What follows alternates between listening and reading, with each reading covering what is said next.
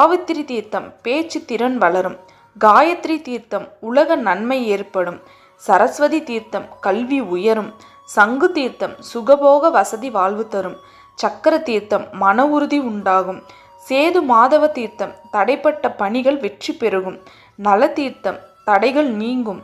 நீல தீர்த்தம் எதிரிகள் நீங்குவார். கவய தீர்த்தம் பகை மறையும். கவாட்ச தீர்த்தம் கவலை தீரும். கந்தமாதன் தீர்த்தம் உங்கள் துறையில் வல்லுனர் ஆகலாம். பிரம்மஹத்தி தீர்த்தம் பிரம்மஹத்தி தோஷம் தீரும்.